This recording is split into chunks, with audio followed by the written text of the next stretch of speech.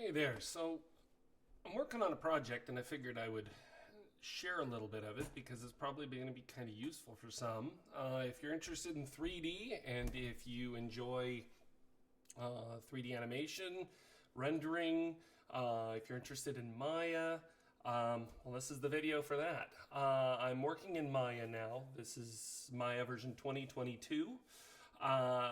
The original scene that I'm about to load up was actually finished sometime in late 2000 or early 2001, part of a graduate thesis that I worked on.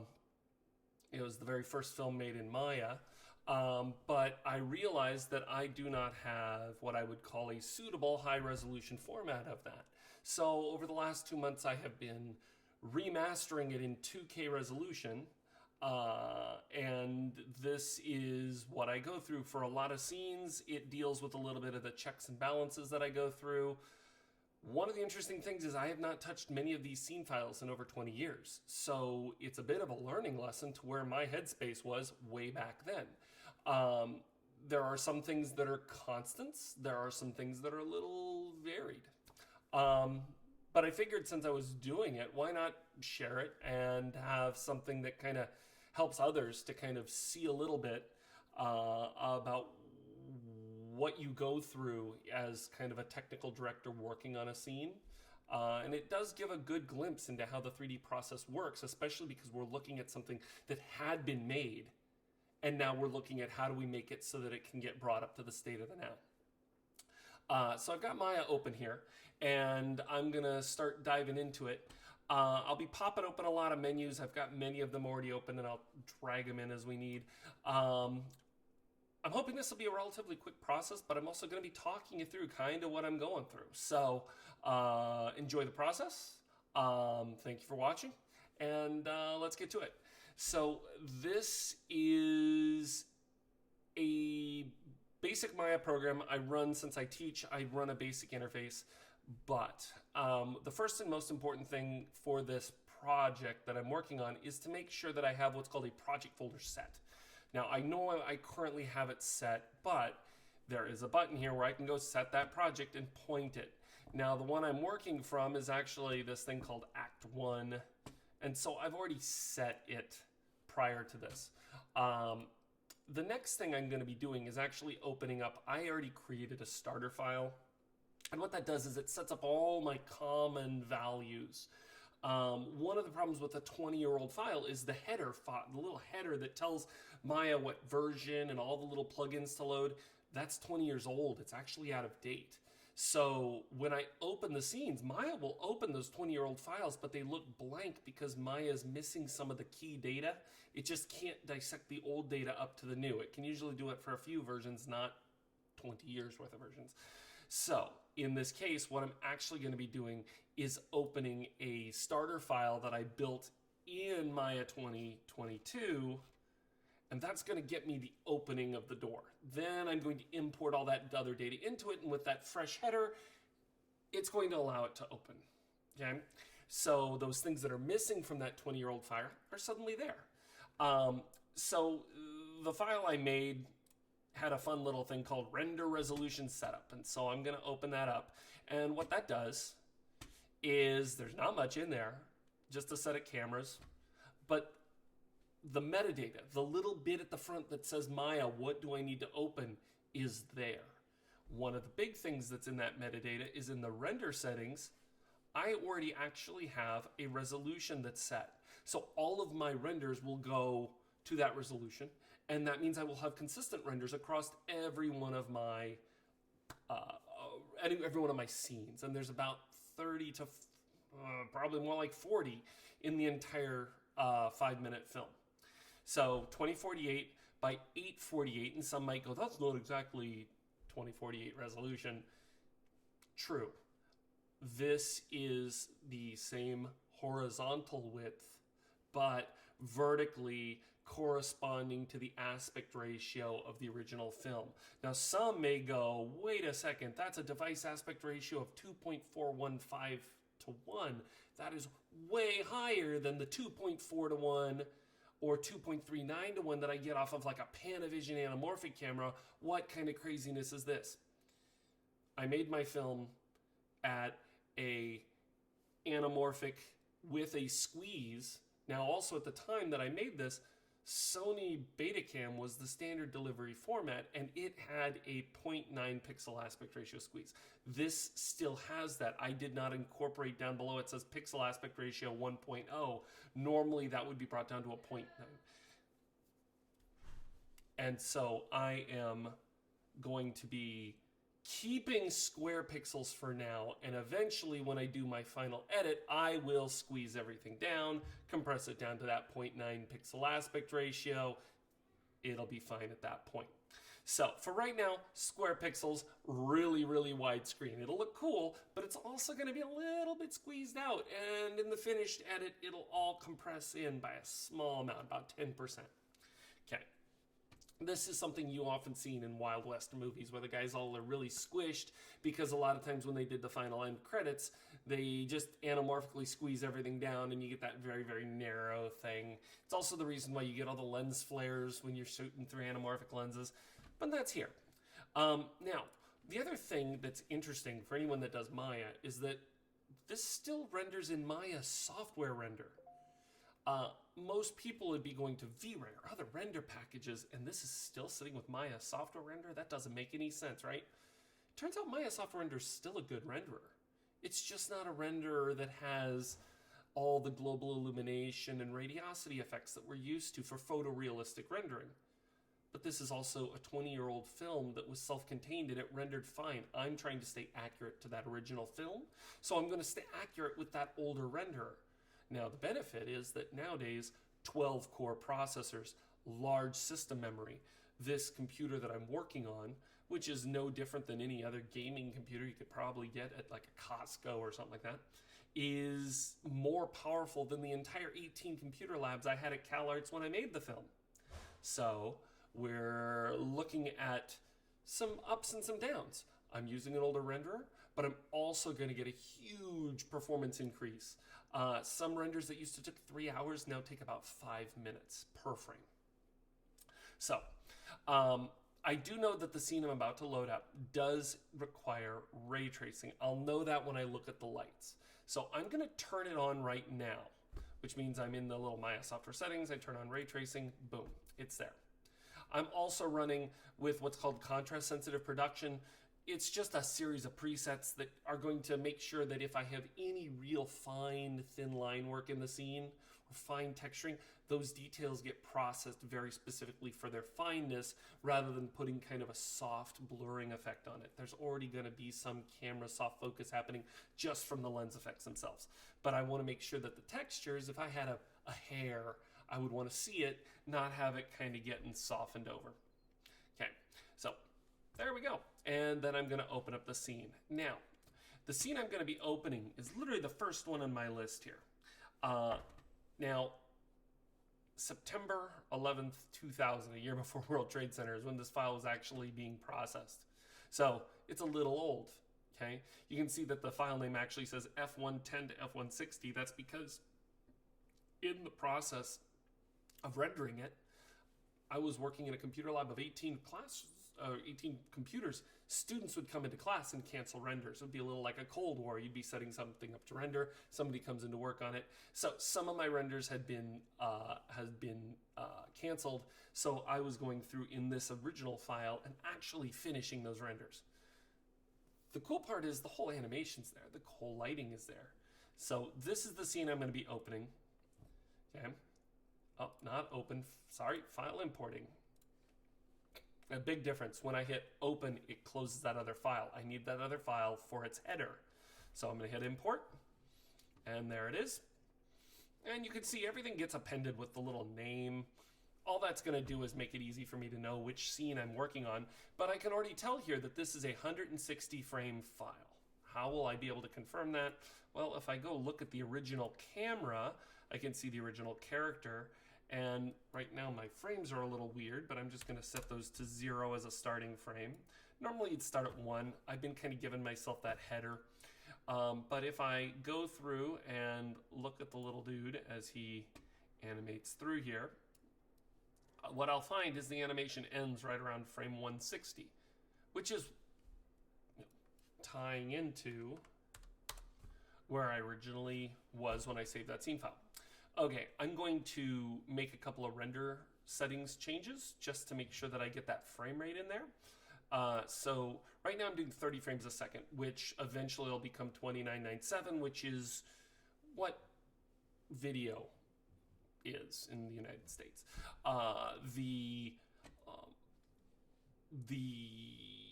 reason I'm not doing 24 frames a second or something else novel like that is I knew this was going to be played on video. I knew it was going to be filmed out.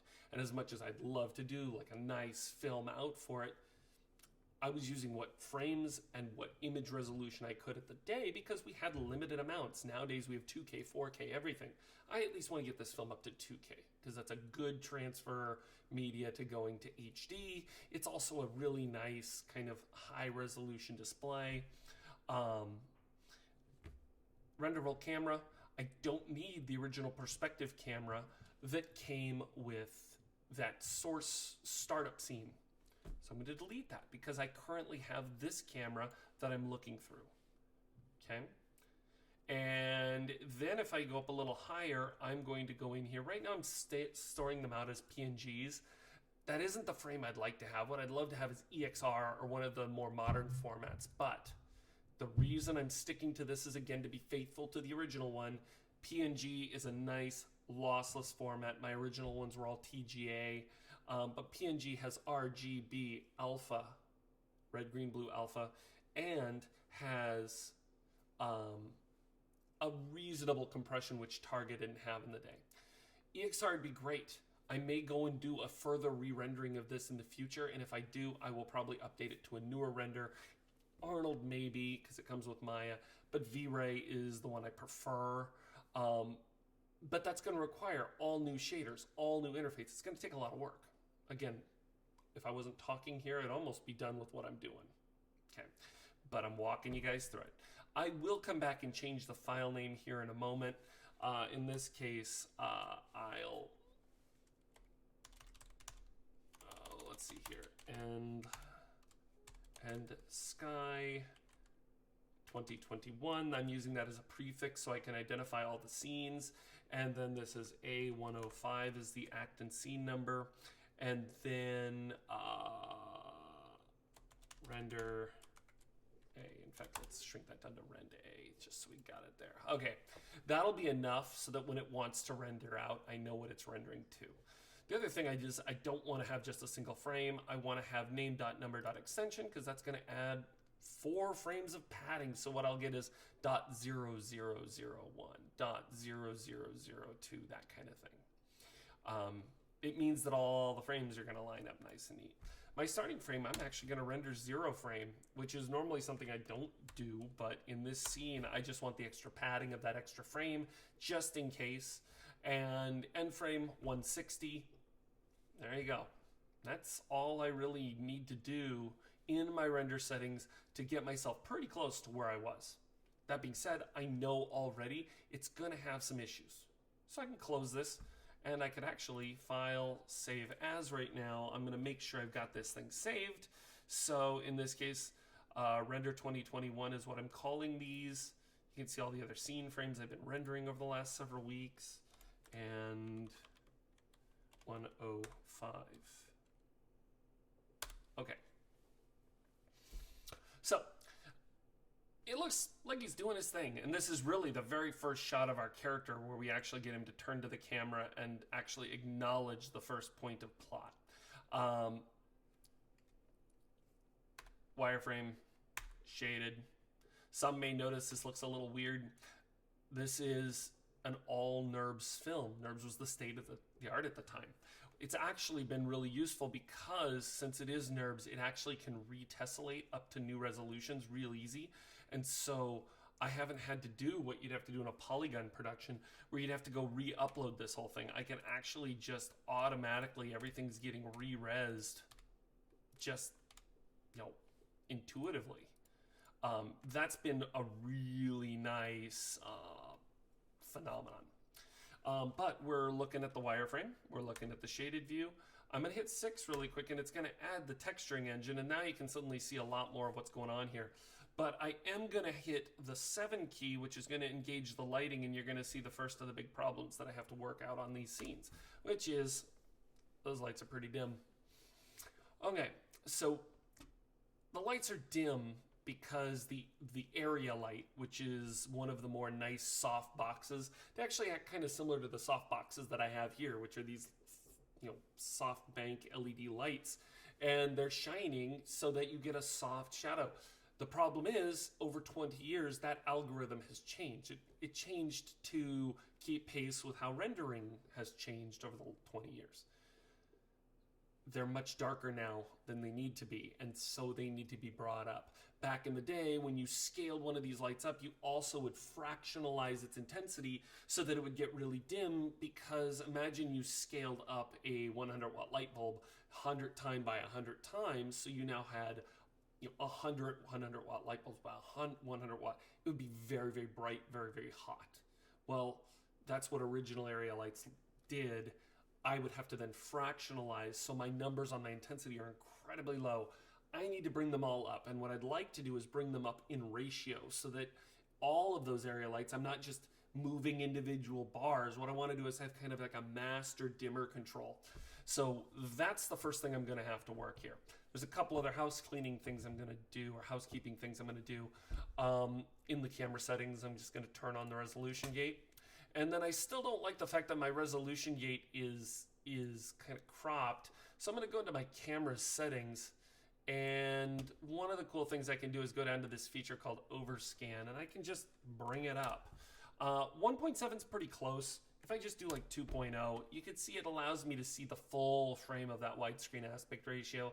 It also allows me to see what was considered image safe back when we used to have little plastic bezels around our TVs. The whole point is I don't want any of my key action to happen outside of there. Definitely don't want my title to happen outside of there, but this is just to make sure that I don't get any weird tangencies. And sometimes that can actually be an issue, because back in the day, we really didn't need to worry about those sides. Nowadays, our screens don't have those plastic frames around the tube, so we now have to worry about it a little bit. So there's been times where I have to push the textures out just a little bit. But I'm going to hit File Save right now, because at least I'm looking at the frame nice and clean. I'm going to go into an engine called the Hypershade. And I'm also going to import one other file that I've built. I've been doing enough of these scenes that I needed a helper. And so I built that. It's a little bit of scripting. It's just a little bit of basic Maya node logic, and it's called the master lighting control here. And when I import it, it's not too exciting. It is processing. Come on. You're not the biggest thing in the world. Come on.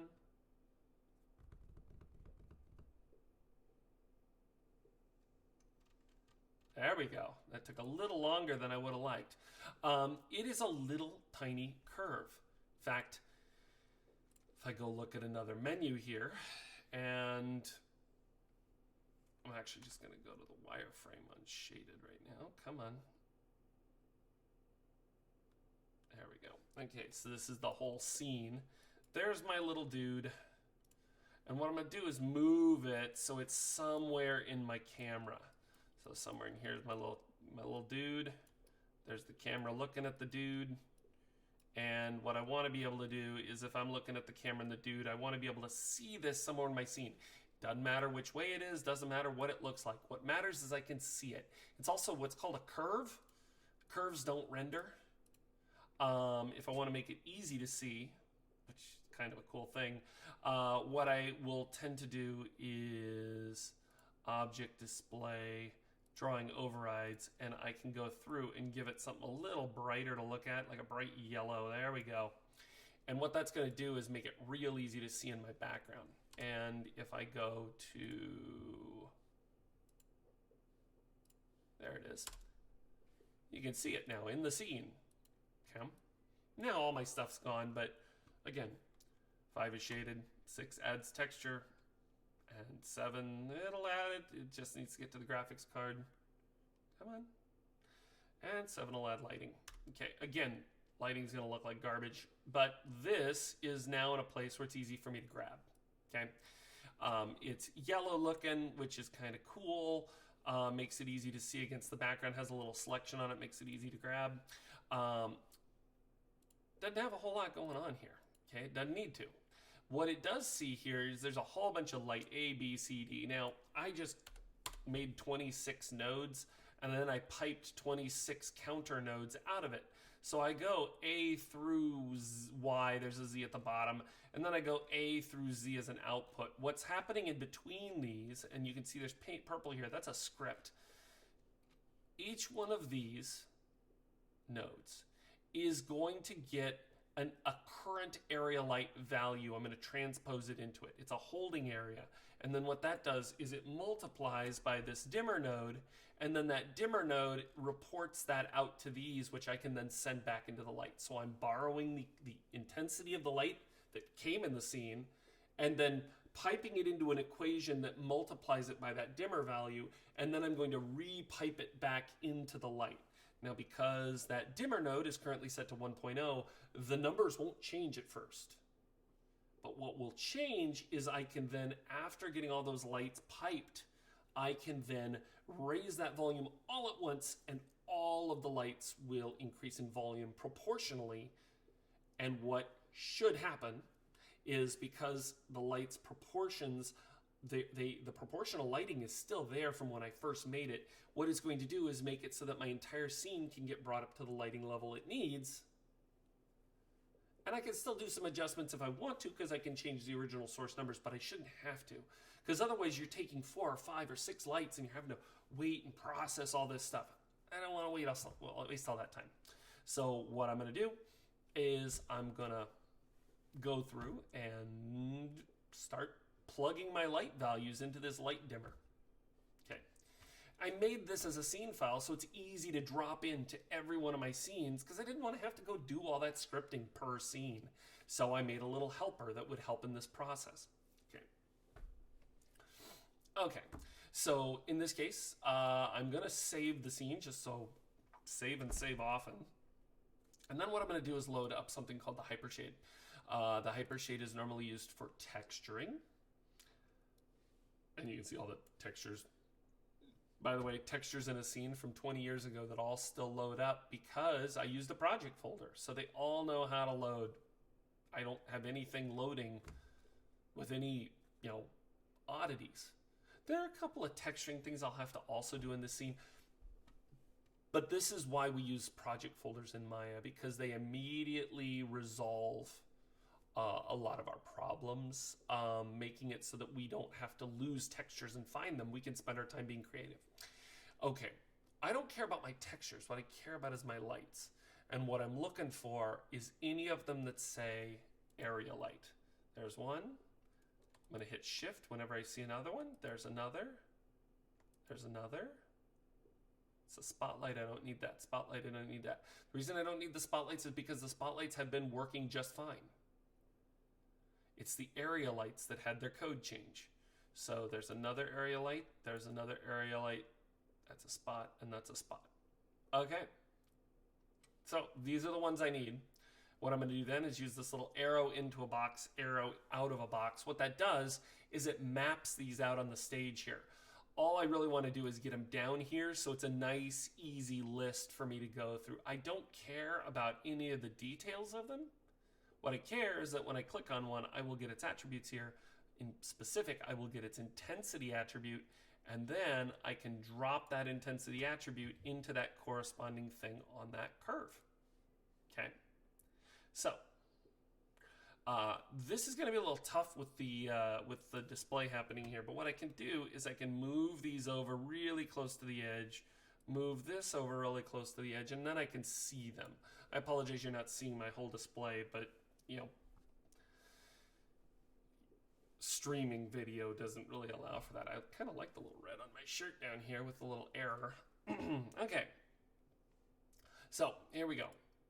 I'm going to grab one of these lights, and you see whenever I grab them, they change value. Now, what's weird is sometimes they don't always change value when you click on them in here. So I will have to kind of go through these like this. But if I know which ones are the area lights, it should be pretty easy. The first one is a 0.3. So then what I will do is I'll go here and I'll just say your light 3 then, 0.3. And then I can go to this light, and this one is a 0.05. So then I'll go back to my little thing here, and I'll type in a 0.05. Okay. This one is 20. That's a pretty large value, but I'll come back into here, and I'll just type in 20. Lights can go up to 1,000,000. There's no top limit, so I don't worry when I have a number that's really large. By default, lights have a 1. Again, this is a 0.3, so I'll go back and do another 0.3.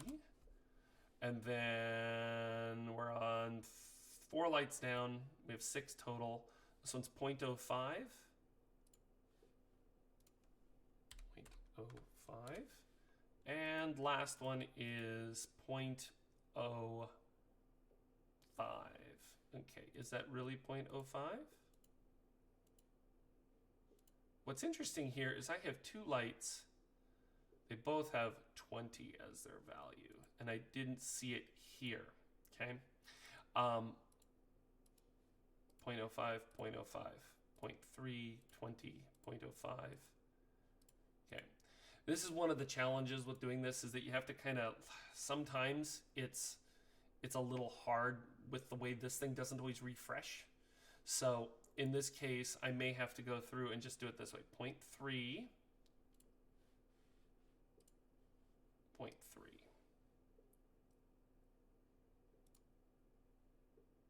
This is 0.05. I know the second one was 0.05. Okay, this one's also an area light. This one was 0.05. And this is where I start getting into a weird thing where it's not 0.05. I guess we're going to just go in line this way. Okay, area light here, area light here. This one is 0.05. So we got 3 of them in a row that are 0.05. Okay? So I'm just going to do it this way, because if it ever gets into one of these things, and it may be because we're streaming, it's just not updating them. And if that's the case, it's just like, okay, so learn your lesson. 0.3, 0.05, 0.05, 0.05. This one is a spotlight. Don't need to worry about it. There were 6 lights total. I'm pretty sure the last ones that we have here are both those 2 that are 20. Yep. Yep. Okay. So I'll go to this, and I'll just say 20 and 20 here. Okay.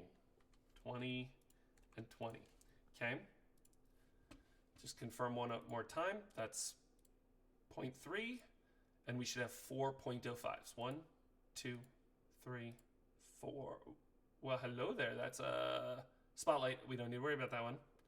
Where's that other area light? Up. Area light. There we go. 0.05, 0.05, 0.05. We should have 3 0.05s and a 0.3, and we should have 2 of those 20s. Yep, and yep. Okay, let's test this out. 1.3, 3 0.05s, up. 1, 2, 3, 4, 5, 6. Yep, I got 1 too many there. Okay. There we go. Now this is interesting, because normally I'm not getting this kind of bug, but I'm also normally not streaming when I do this. So what you haven't been seeing me do, by the way, and I didn't realize this, is that I've had to be using these little buttons up here to get them instead of these down here. So what I've been doing is going here and doing, like, click on this one. There's the 0.3, 0.05, 0.05, 0.05, and I'm looking right here at this intensity value. Area light 20, area light 20. Okay. Normally I can do it down here. I have a feeling that since I'm doing a stream recording, it's causing a bit of a glitch and a delay here. So sometimes I get it, sometimes I don't. See how sometimes it's not changing back? So because it's not doing that, I just went straight to the source up here. It just means I'm going to use these up here for that sourcing. Cool thing is I could always just lower them down here while I do this then. Okay. So now what am I going to do? Well, this is automatically now processing.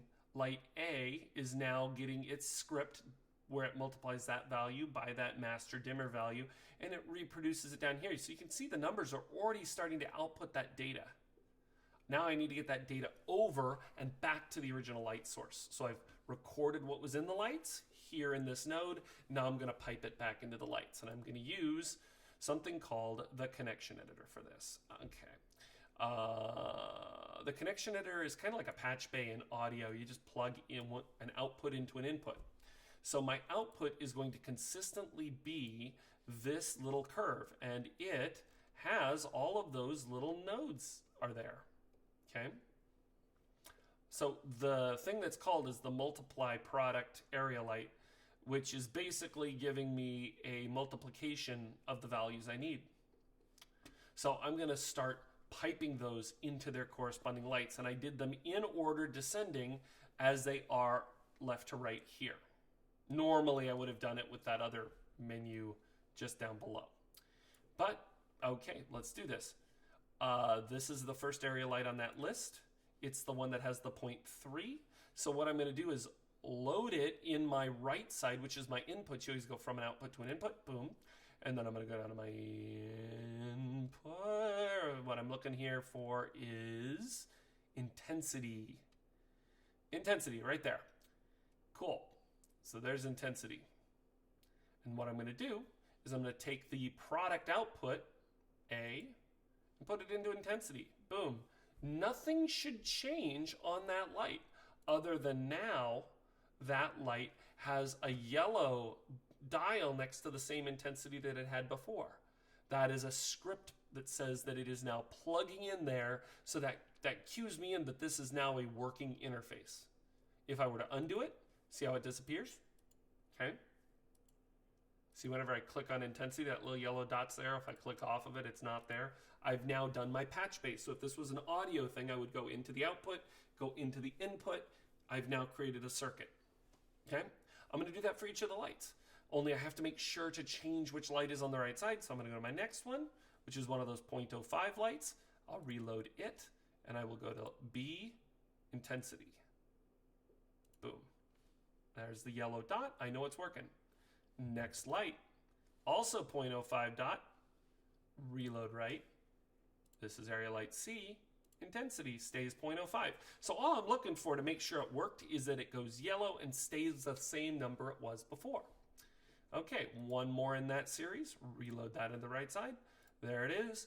And again, see up here, if you look, keep your eye on that number. When I click on the intensity glitch, boom, it stays, I clicked on the plug, it stays the same number. I know it's working.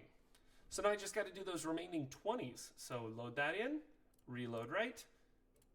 There's the multi-product area light for E, and it goes out. And again, that 20 over here, when I click on that intensity, should go yellow, and there it did it. Okay, one last one. Boom, reload right, area light, intensity. Done. That's it. Okay. Ooh. Well, that's an interesting one. Interesting. I had been clicking on these and getting different numbers the entire time. You've watched me do it. And for some reason, the intensity here is 0.75. Again, why is the refresh not taking over? So what I'm going to do, I hit undo really quickly when I noticed that. Okay. If you're 0.75, if that's really what your number is, remember, here's what I'm going to remember, is that this light, if something doesn't look right in the scene, I'm going to remember that was a 20. But this is one of those things where, again, I don't know why it's not refreshing the interface here. Probably, very likely, it's due to something between the streaming of me doing this is inhibiting the refresh cycle. But, okay, I've changed the number. Boom. There it is. Okay, cool. I don't need this anymore. I'm actually going to need it for some of the texture stuff because there are some textures in here that you can see are kind of pixelated. They look good, but one of the things that's interesting is when you up your resolution, many games nowadays use, they use what's called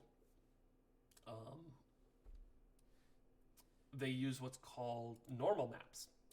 Well, normal maps are They're a color science that's a little different. It uses linear color with no sRGB. If you went and look up what sRGB is, it's a color gamma we put on our monitors to make our colors look better on our monitors. Our cameras use it when they capture, our monitors use it when they come out. Everything from your iPhone to the thing you're watching this on is dealing with that. However, okay,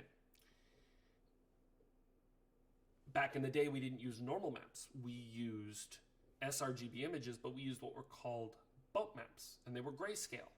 Well, those grayscale maps, when you up the resolution, the effect of those maps gets really noticeable, and so it'll become really pixelated. But back in the day, because you were low resolution, the resolution of the blurring of the pixels when it rendered would kind of soften it. Well, I'd up the volume back then to make it so that those bump maps were visible against the low resolution of the day, but now rendering at 2K, a lot of times I'll notice that those things get a little aggressive. So I will at some point be coming in here and having to go through and address some of the shading maps that are here. Specifically, some of the stuff like the bump depth, I usually need to lower those values extensively. And I also typically just rank my bump map filter all the way to the max on anything. And what it does is it just puts an extra little softening effect. You can kind of see how it changed it on the, it just throws an extra filter on that to make it a little less dominant.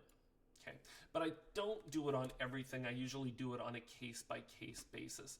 But for some of these, like this guy, for example, this is probably going to be so noticeable that I'll go in here and I'll up the filter. Oh, shoot. There. Okay, now we'll see it.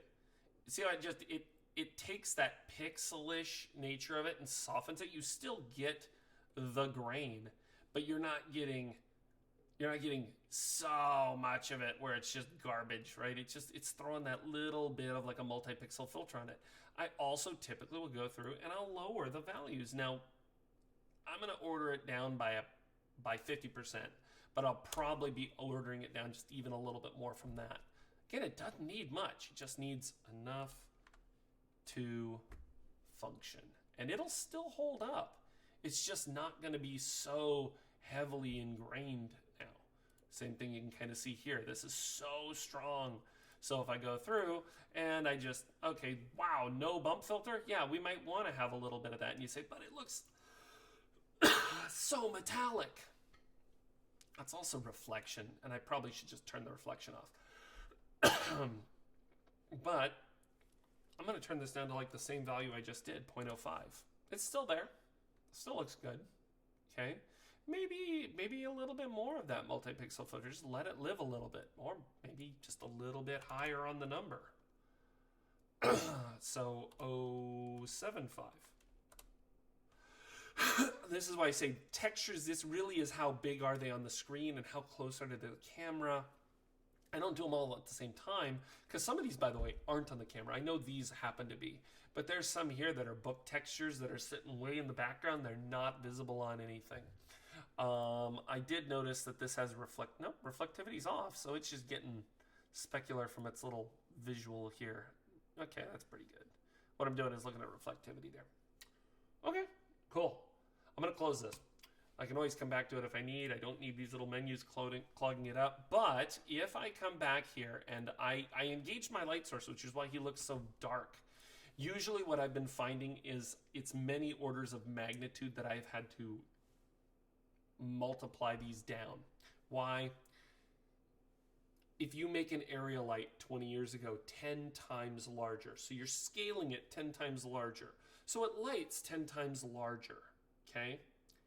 Oftentimes, 10 times 10 is 100, times 10 again is 1,000. So what I'm often finding is that I had divided my intensity by 1,000 to accommodate for the fact that I was multiplying it by 1,000, okay? So I'm going to just go to that number. Sometimes it's a couple hundred, sometimes it's 1,000. I had one where I had to up it by 20,000 because it was a massive scene. Oh my god, well that's way too high. But we can at least see it's working. That's him seeing that's very much like a David Lynch moment, right? He just he perceived of the White Lodge. Let's go to 200, see what that looks like. Still a little much. Cool. 100. Oh, now we're getting a little closer.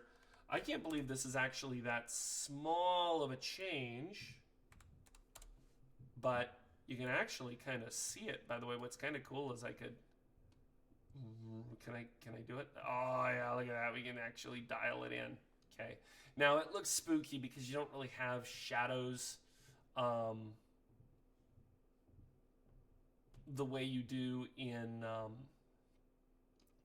I'm going to turn this to 20 again. It was 0.75, but only because, again, I noticed that number. I'm going to see what happens when I turn it to 20, and I can always bring it back to 0.75. Interesting, okay? Here's why I think that's interesting. That's much more like what the light was supposed to look like on the character, okay, than 0.75. Now, that being said, I'm still going to do a quick test render to see what it looks like. Okay, there are a couple other things I can turn on here. I don't normally like looking at, you can see some things here. Two-sided lighting basically made some of the surfaces, if their normals were inverted, this basically says just draw them outbound. And then I'm going to turn shadows on, and it's going to look a little weird, but it's going to at least put some shadows. You use a video game engine to draw shadows when you do this kind of, your graphics card is rendering this the same as in a video game. It's a little different than the high-end CPU-based renders. So it doesn't give me the attenuated shadows, the soft shadows. Okay. But what it does give me is a sense of the darkness of the shadow, right? Look inside his helmet, all that stuff that was so bright before. So when I didn't have shadows on, I'm seeing all this extra stuff and he looks all creepy, but some of that's supposed to be in shadow. So it's allowing me to see that. Now, again, I'm going to up this value and look at it, okay? I have a feeling this number needs to be 20, but I'm going to render it 0.75 just to see what's going on, okay? And now, I'm going to render it, but it's going to probably take a little bit of time. So, and it's going to be off camera until I do that. So what I'm going to do first is open this render viewer, size it to the size you guys can see it, okay? And I'm going to hit render. But I also need to tell it which one to render. So I'm going to tell it to render that camera.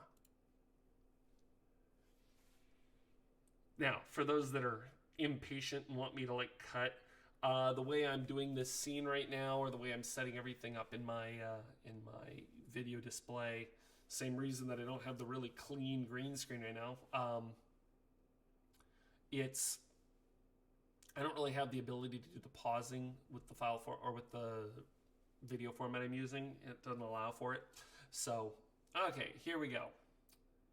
There's something missing on the front of this character that's not quite there. I don't really want to go over and find the actual video, but it's important to model from reference. And let me bring it in here real quick. Sorry if I'm doing this all off camera. Let me just doing my browsing here.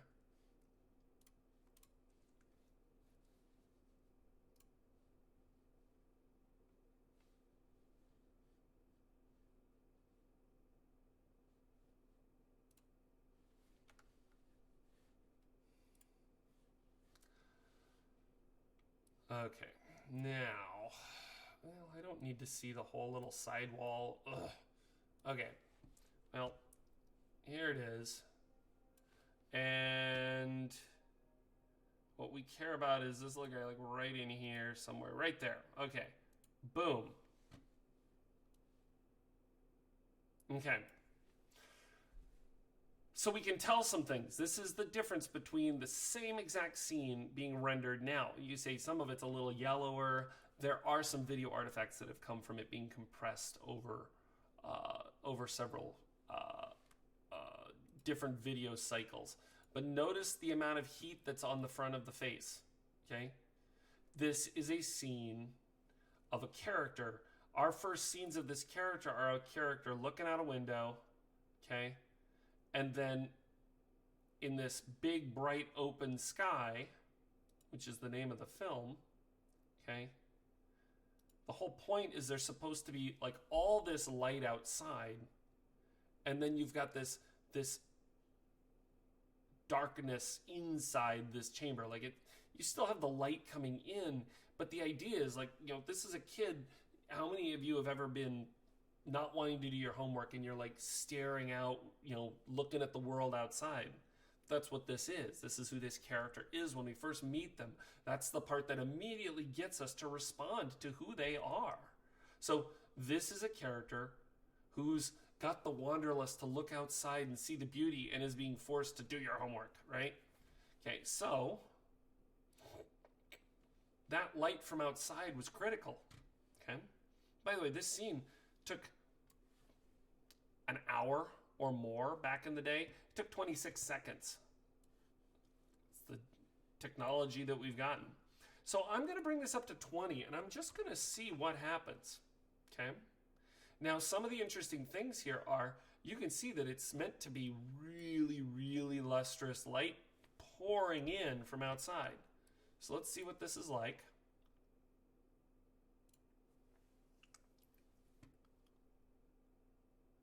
There's one other thing that I'm going to have to change, even if once we're done with this render, and that's up here. It is a variant of sRGB, and I've mentioned that before. It's a variant color gamma, but it's not the right color gamma. So there's something that has to be done there too. Okay. Now whatever's happened on the back of him is way too strong right now, and I can definitely see that. There's supposed to be a little bit of this little graceful light on the back of the helmet. Okay, I'm not really getting that right now. I can see it's there, but not nearly as much. Okay. Normally what I have to do is I have to go down to what's called a raw sRGB, and that allows me to really start seeing what's going on here. Okay. I can tell that some of the tones here are pretty similar, but they're a little light. There are some other lights in the scene. They shouldn't have changed at all over the years, but maybe there's something that's happening there that's not coming through exactly as necessary. Notice how the textures are just so monstrous. Okay? Same texture, but just the nature of the bump maps has changed so much. So this is one of those places where I'm probably going to have to make some changes to that too. So if I go into each one of these textures and I start chasing down the rabbit hole looking into their textures, what I can find is what their values are. And frankly, I think these numbers need to become like a quarter of what they are.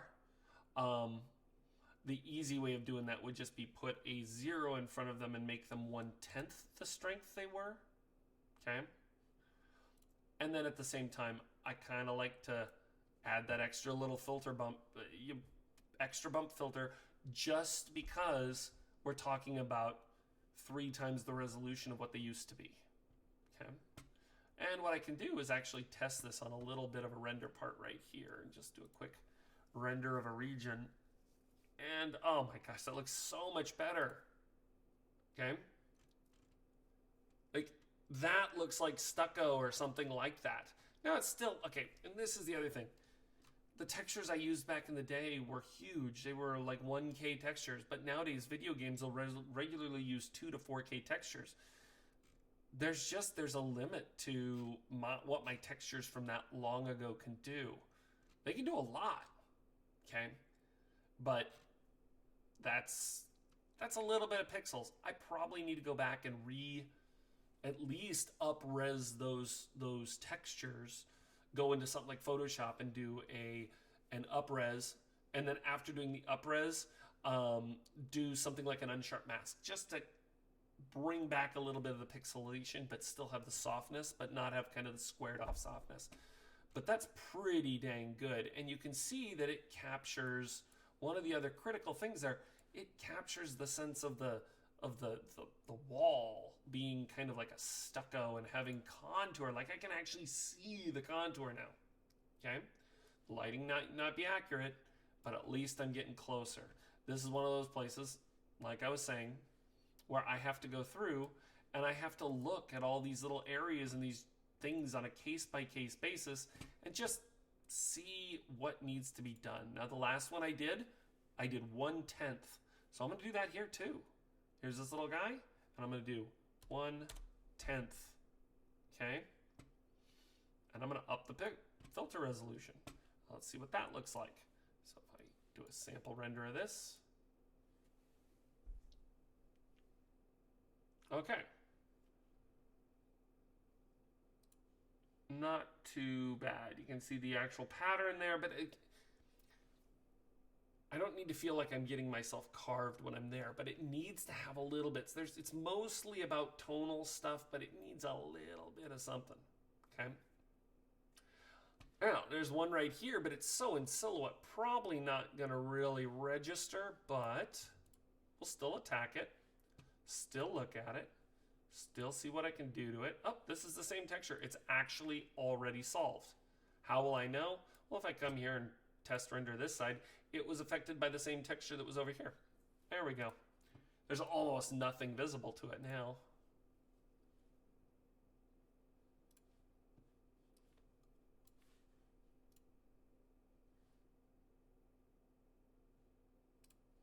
The crazy part is how little is left there. It's actually probably too much now, right?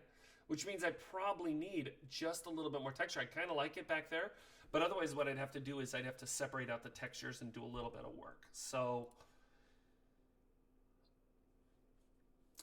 I'm going to do them the same values, but I'm just going to bring back a little bit of the... Bring down the bump filter to 1 again. Do a quick test in here. Can I really notice the bump filter depth? Not really. Okay, so I can bring that up to a higher value. I am going to bring this number up to something a little higher than 0.25. I'm going to actually do just 0.5. And let's see what that does. Interesting. Now there was some light in there before. Max out that bump filter.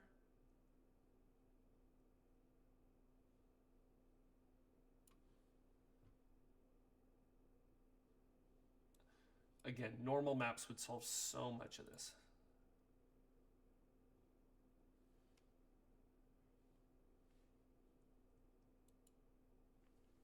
I think 0.5 is a little too high. 0.4 or 0.04.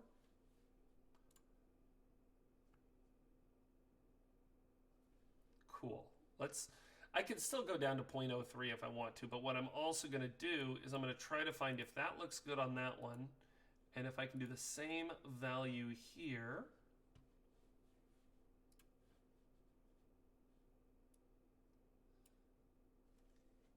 So 0.02.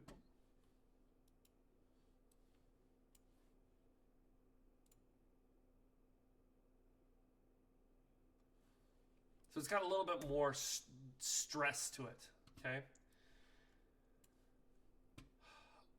What I'm trying to do is get it so I've got a little bit of something here. And right now there's not a lot. Now, there might be a light that's missing from him too, because when he does turn, there is something that's happening in that area. I'm getting a little bit of texture. It is hard for me to show. You can see a little bit of it in there on the video feed. I'm getting a little bit. I need a little bit. Didn't need a lot of it, okay? So if I looked at what this whole wall becomes, again, my lighting's gonna change, but I'm just trying to get myself a little bit better centered there. I actually really like kind of what's happening with the shadow there. Okay, not bad. I still need to work on this light. Now, there are more than just area lights in the scene. There is a hidden ambient light. Thank God it's hidden. I'm not a fan of those. Ambient lights, they tend to bring all the light up in the scene. They make skin look like it's glow-in-the-dark paint. But what I'm doing now is I've got area lights, and you can see how the numbers have been multiplied up according to all these numbers are yellow, and they're multiplied up to weird numbers. Well, that's going back to this thing. It's this device. When I've moved the numbers higher with the master dimmer, it's taking these numbers and multiplying them by that, and then it's exporting those numbers back out into the lights. Okay. Now, I'm not sure if 34 is the right number. Let's go back up to 50. Okay. That feels high to me. But I'm going to do one more full sample render because we've been doing a whole lot of these. And I'm going to compare what happens at 50 to that original source render.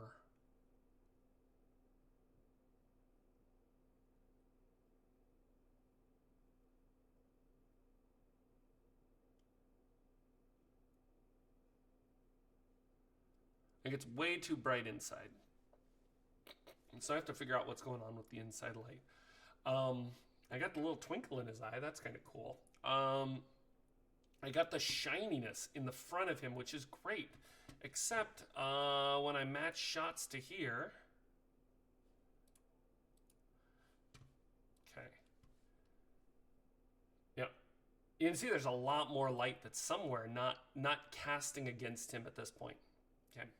So I need to go figure out what is that light that's hitting. Okay. Technically, if I want to match shots, I could go through and just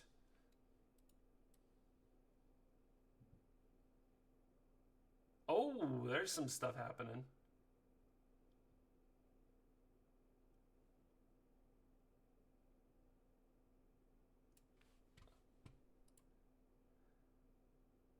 And I got to find out what that is. Okay. That's a lot of shadow. Again, remember, this is a game rendered shadow. Okay. But I'm going to re-render this frame from this frame just to make sure. Because is it that the shadow isn't casting properly? In which case I might have to go look at my ray trace settings. Is it that the shadow is rendering a different type of shadow from what it's supposed to do? Which may actually be the culprit.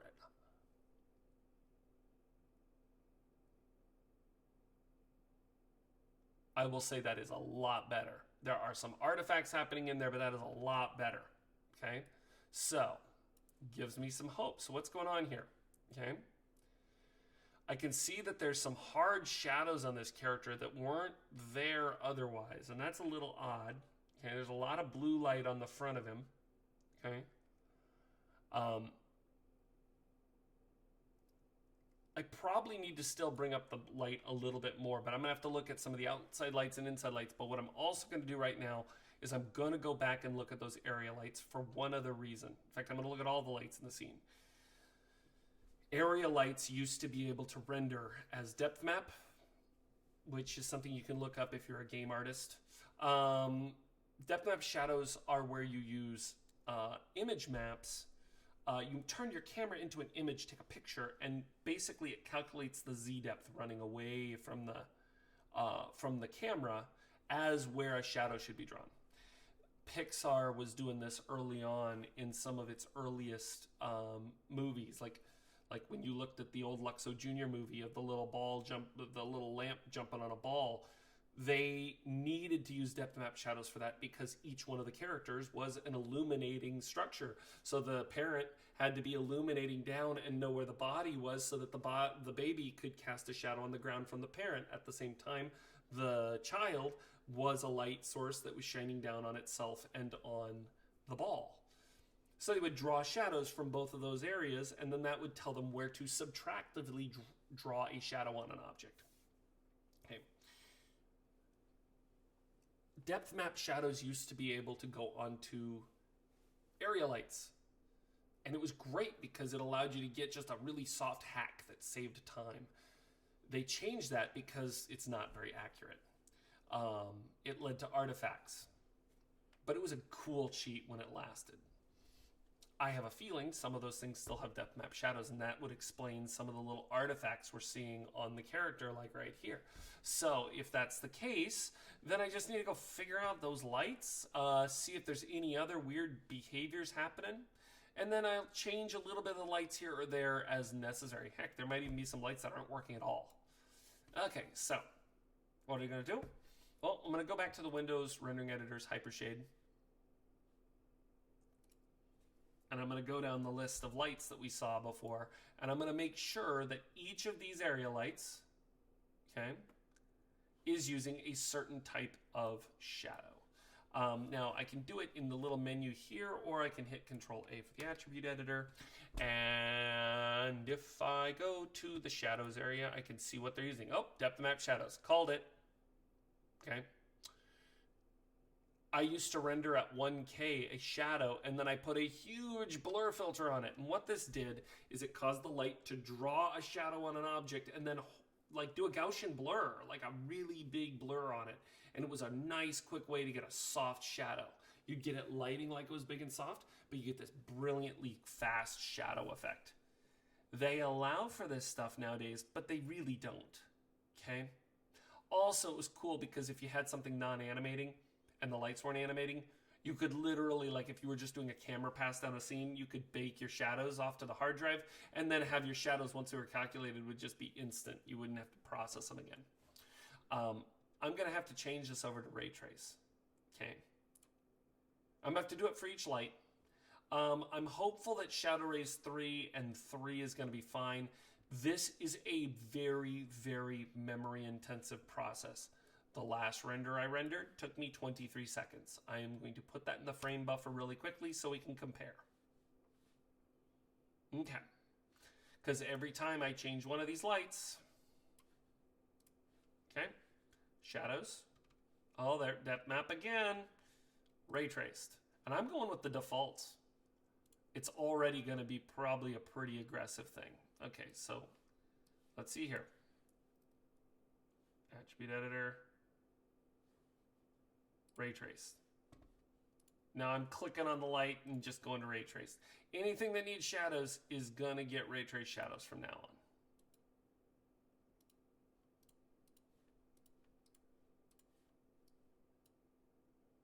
on. Come on. Ooh. I don't like the fact that I am getting several lights right now where it's giving me that error.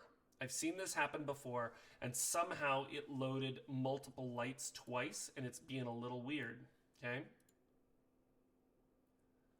Now, area light 3, area light 5, area light 4, area light shape 3, area light shape 3.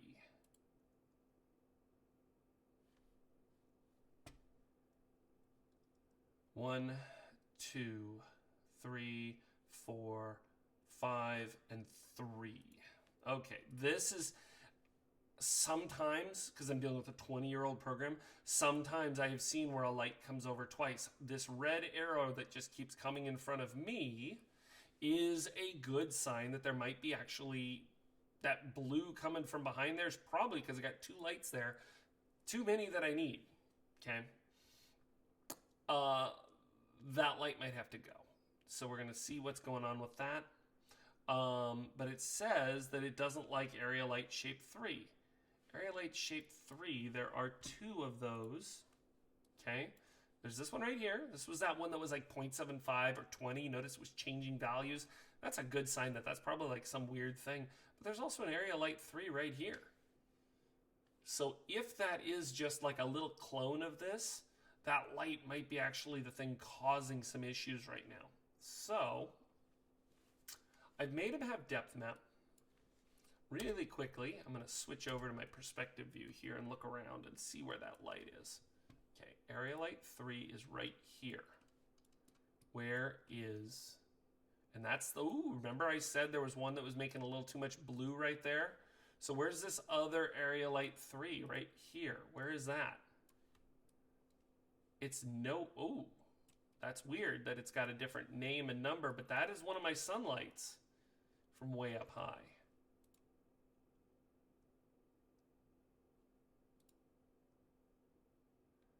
it doesn't like the name of that, and I don't like that it's working either. Area light, sky, above. What I'm hoping is by changing that name, it wasn't a weird duplicate, but I'm hoping that by changing its name, we don't get that error anymore.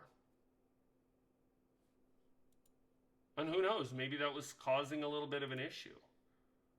Okay, so these are what area lights look like, and they're not much to write home about, right? Look like big rectangles, but you can see how massive that is in that scene. It takes up the whole room. That would be like having a whole light on the back wall of that room. Okay, and really dim, but having to cast all the way over here to softly illuminate the character. That's the backlight that's on that character.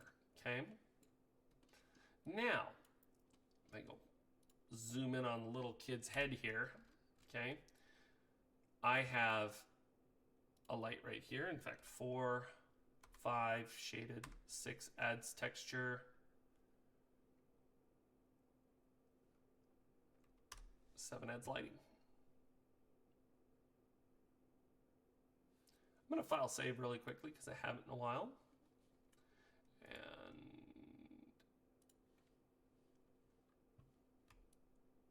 now what's cool about this is I can start to look at some of these lights on a case-by-case basis and see what the heck's going on with them and do I want to change things, okay? This is a fairly bright light right close to him. When I used to do these lights, I didn't use decay, but normally on an area light, you always use quadratic decay. Notice how dry that looks now. It goes way down, linear decay, okay? So, some of this might be that it's just no decay. Now, how much decay do we need? Okay, how about this one? Notice how none of these have decay on them, okay? Now, it's easy for me to remember none of them had decay on them. So if I had no decay and I put decay, decay makes the lights go darker quicker. Okay. I'm going to take all those lights and I'm going to put quadratic on, remembering that no decay is the standard. And I'm just going through each light to make sure they all say quadratic. Now, the reason I'm doing this is because, remember I went and wanted to put the number at 1,000 right away, and then I was not liking the result? Quadratic means that light falls off by the square of the distance. So it becomes, if you go twice as far away from the light, it becomes 1/4 as bright. And that follows because photons are spreading out over the area as they go away. How do you calculate the area of a square? Something squared, right? Quadratic is to the square. So it's an inverse square now. So if you double, you become 1/4. 1/2 times 1/2. Okay. What's cool about this is because I made this little trigger, I can do all those maths really easy. So let's just see what happens if I bring that up to 1,000 again. That's 100. There's 1,000. Holy cow. It looks a little spooky. Okay. I'm pretty sure that's not the math that I need. But you can see how these lights start to fall off like real world lights at that point. Okay. I was hoping this would be a much easier one to plan out and do. Notice these lights up to like 20,000 intensity. Okay. But it's still not doing a whole lot. Why is it not doing a whole lot? Shouldn't it be? It's really big and really bright and sitting up there. Okay. You can see how big it is. Okay. Right? Doesn't look very bright. Okay.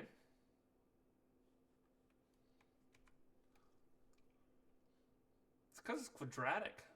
No decay. Right? Linear decay. Quadratic decay. And if you want something to feel like it's like falling through a volume, you can go down even lower. Okay. Quadratic is pretty aggressive. Okay. This is supposed to be like the big skylight coming in. There's one light way out here hanging out. Well, it's supposed to be a skylight. It's almost nothing from way out there. Here's the thing. When I do no decay, oh, there it's bright. Okay. Linear. So let's see what happens if these big bright ones from a ways away get turned to maximum. Well, that gives him that brightness, but way too hot. Okay? So let's say the big stuff from way far away. I'm going to do those as no decay. How about this guy right here? I'm going to do that actually as linear decay. Okay. I'm going to turn on that shadows thing because hopefully that'll cut some of it out. And then I can see a little bit of how like this light's lighting the scene. Is that too dark? What's going on here?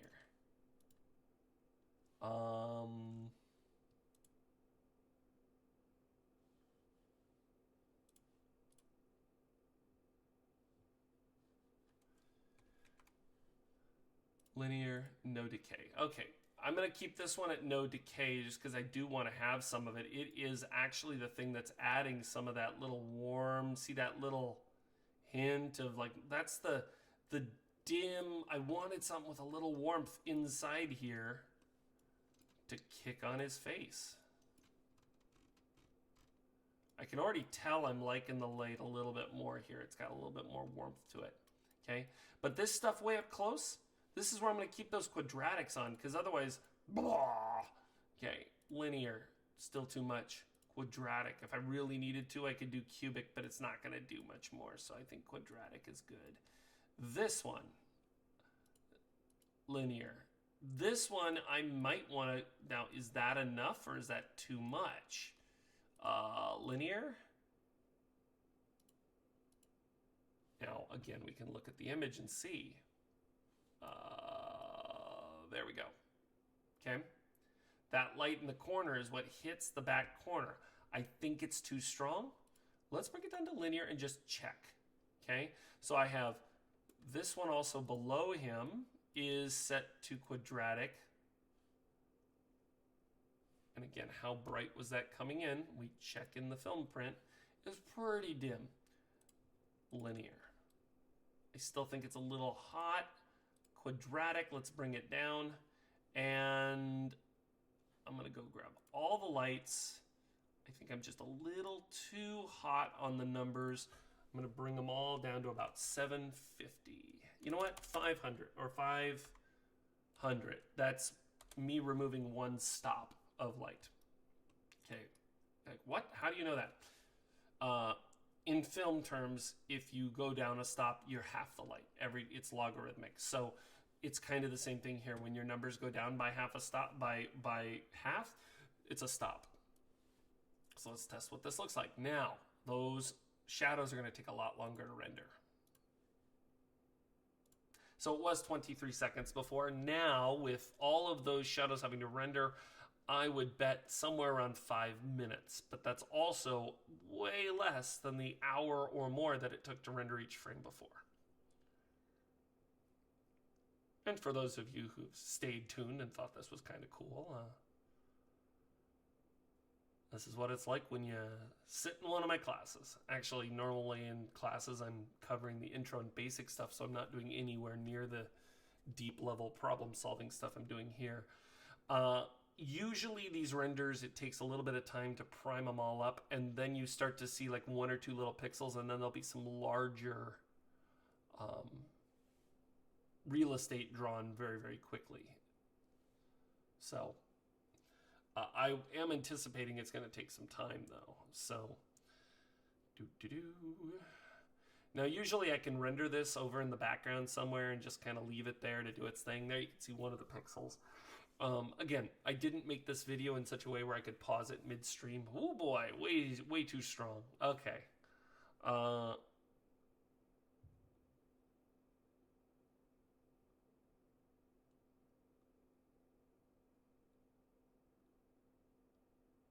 But I can see a lot more from the front end.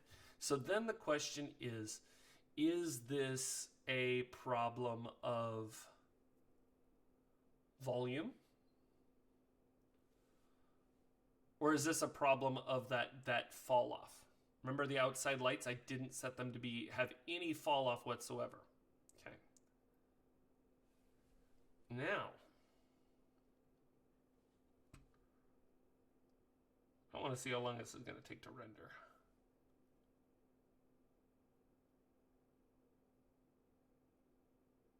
Okay, it took 1 minute and 57 seconds. I thought it was going to take 5 minutes. That's pretty good.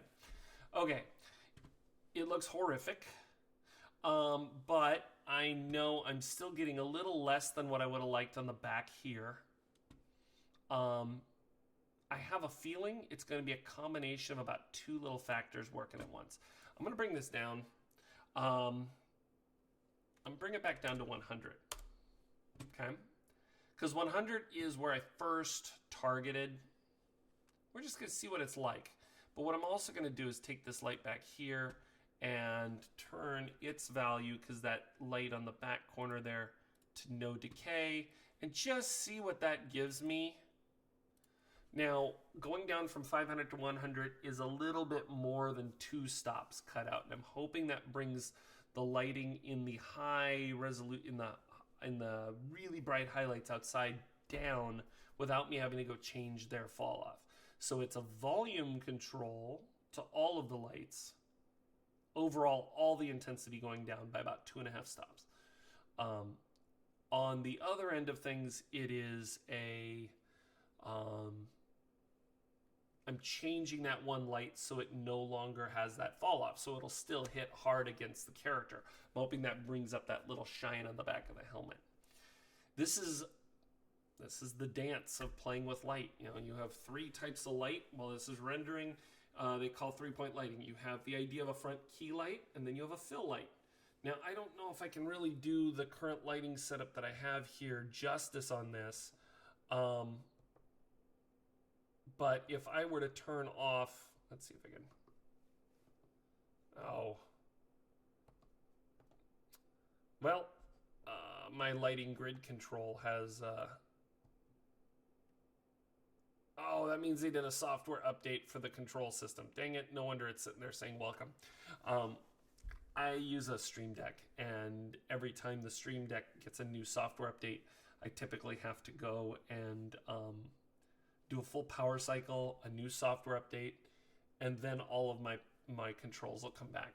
What's funny is I turned them all on right before this using the Stream Deck, but sometime in today they've probably done a service pack update, and now it's basically wanting, you need to restart your computer for us to do this, and we're in the middle of a stream recording, so it can't really handle it. Okay, here's my thoughts. Notice the back of the helmet. That's the thing I was actually looking for. Okay? Like I said, it's a dance. I can already start to see that back helmet is suddenly getting that color that I was used to before. Okay?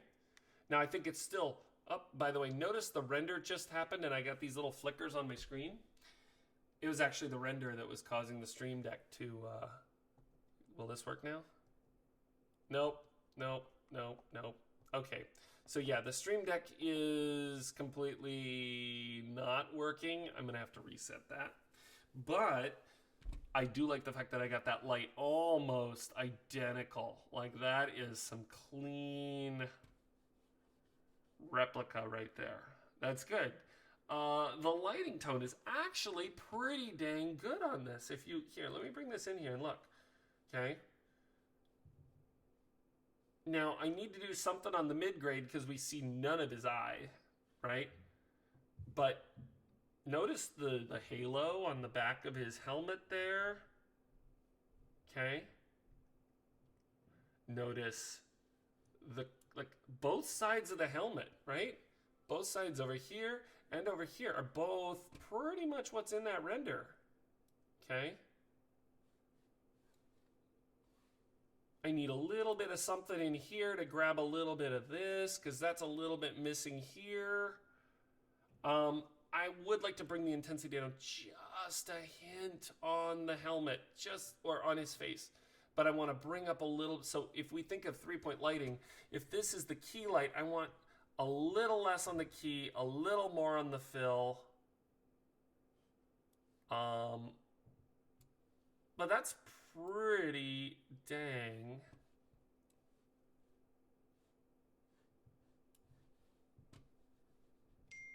That's pretty dang good. Okay. So, I don't know if I'll have the time to get all this done. You can hear the ping in the background. I apologize for that going off. But I'm going to do a couple other little housekeeping things, but that's actually a really solid, like, change. So the outside lighting, good time to save. Okay. The outside lighting, way stronger. I don't like the fact that this is completely in the dark here, because there is some texture there, and I see it, but I'm not really getting much of it. I'm wondering if this or this can be engaged more for that. Okay. So this sucker had no decay.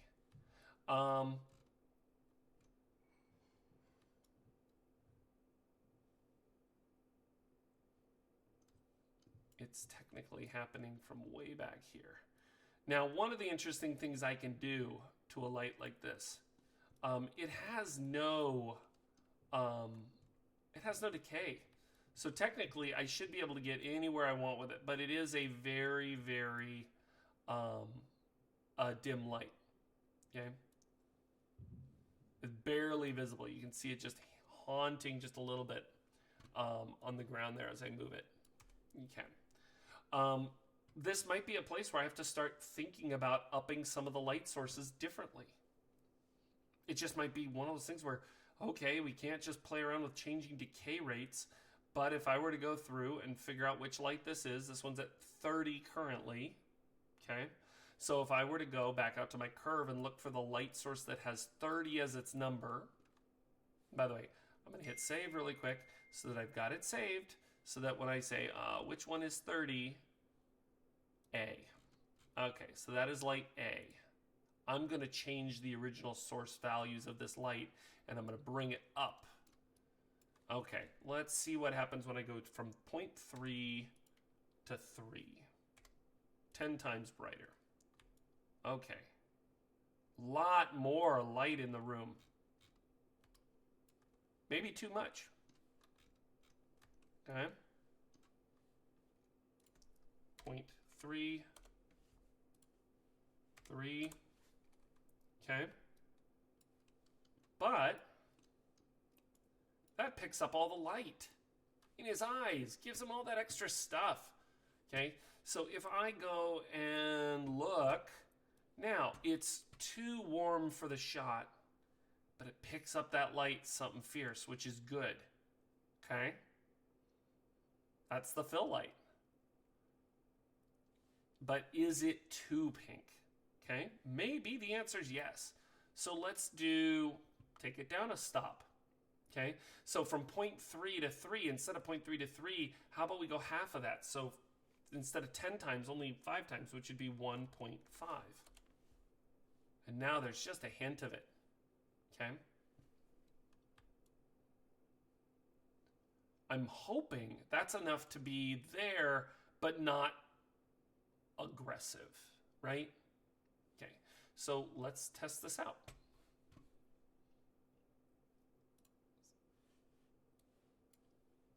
So I need to find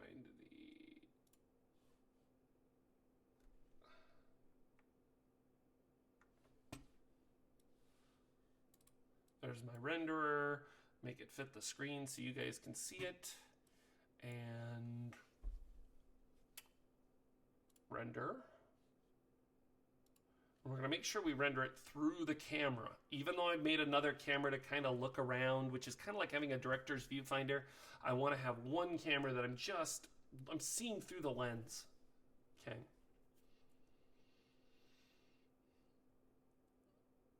Now again, for those of you that have stayed with this, I hope it's useful. I thought this was going to be one that I could do in about 20 minutes because I've been doing this many times across many scenes. Most scenes are quite easy. Notice how many things I've been having to look at. One, I've been having to implement my change of light. Then I've been having to go look at to account for the area lights changes from 20 years ago.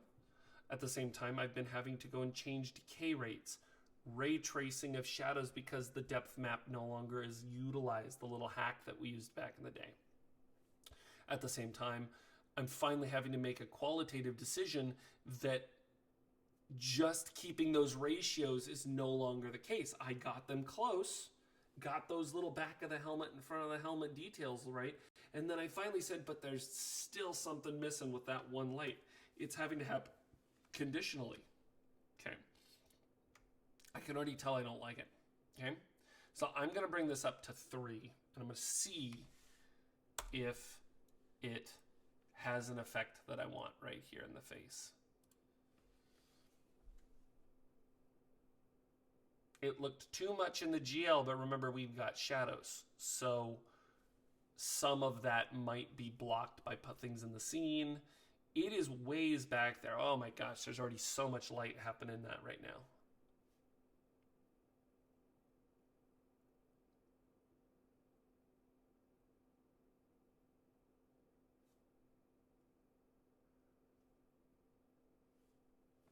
Okay, that is already way better. Now we're gonna look at a shot of this corner right here to see if any of that texture is there.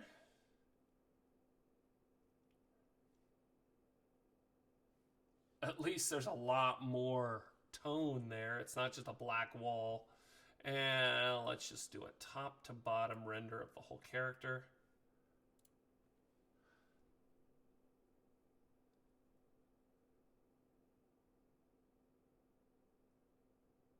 But like I said, this is, when I first loaded this scene, I kind of stepped away from it for a while because I didn't have a strategy to fix it. And the first attempt I had made was just turning up all my volumes, but I was turning them all up individually. And what happens is you say, well, this one was 0.3, let me multiply it up to like 1.2. And you forget what that ratio was. And then you multiply another value up, and then you multiply, and you forget what the original source value was. My goal here is to try and give myself a pretty good accommodation. Now, if this was the shot, and some of you might be saying, his face looks terrible because it's picking the lip up wrong, okay? This is a moving shot. I caught him in the midst of a shot, but I'm also catching him in the exact same frame that I caught him here, okay? Does that lip look a little weird? Hell yeah. But it's also a shot that's really just about a quick turnaround. It was mostly about him looking out the window, cut, turn to camera. Okay. But what I'm looking at right now is how well does that render there match up with this render here? Right? Okay.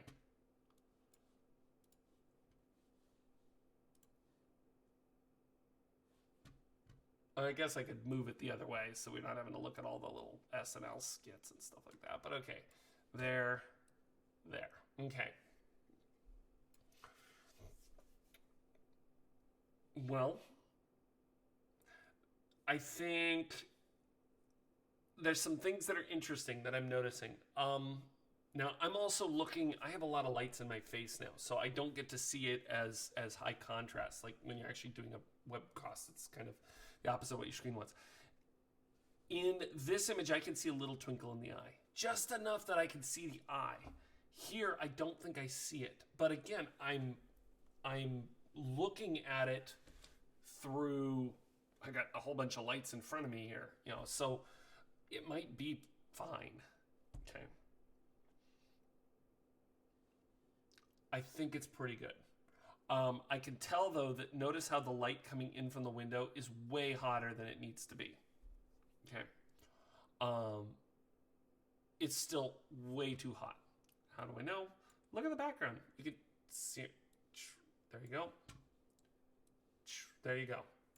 So those lights coming in from the main window, I need to do something on them. Okay. The other thing that's really, really weird here, okay, is notice the shadow here, how it looks. It's kind of a triangle, not a straight line going back. And let me render that so we can see it.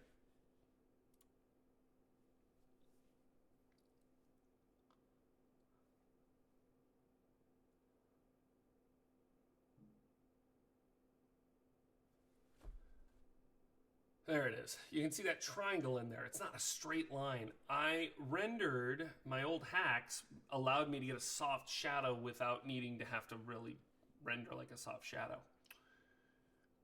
I have a feeling it's too bright. Like I'm getting it, but I'm also getting a lot of light from above. I think that light up above is what's causing it to triangle down like this, as opposed to in the original footage where you can see there's an actual like angle, right?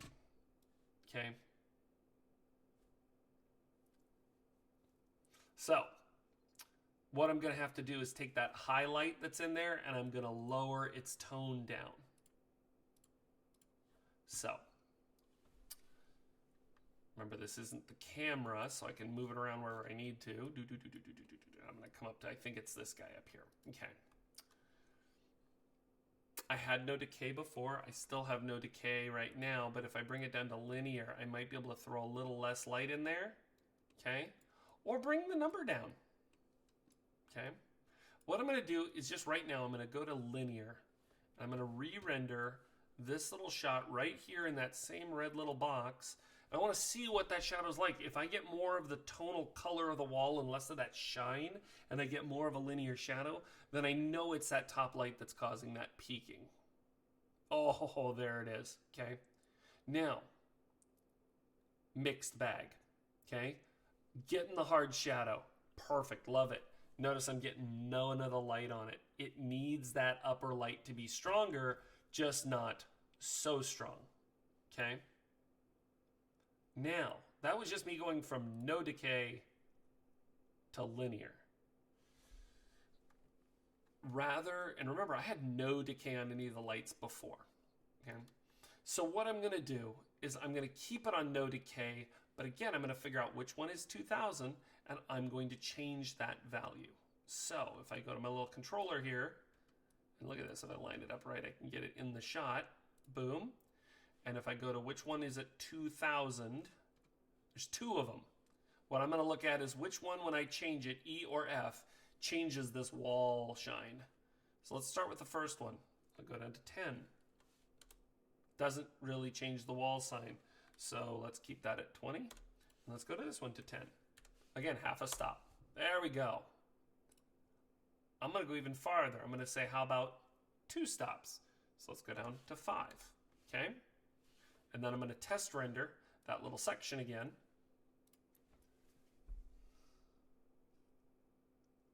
So I just lowered my lighting on that 2 stops from its original bleeding heavy color.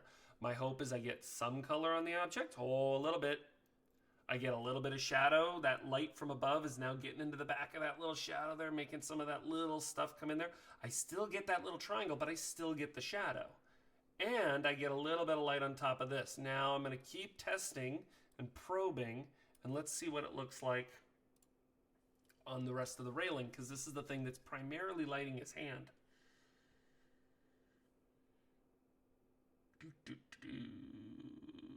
A lot better, I can already tell. Maybe just a little too dark now, because here I can see a little bit more of those hands. Not too bad. What's interesting though is I'm looking at there and it looks like his hands got covered in paint. His hands might have gotten, I need to go check and make sure his hands didn't lose their material. This is actually getting really close. I think I need to do, actually, let me go back and look again at the source video. You can see when the original crop was off the side. That's pretty dang close. Close enough for me to like it. And notice how that takes a lot of the edge off of the stone there.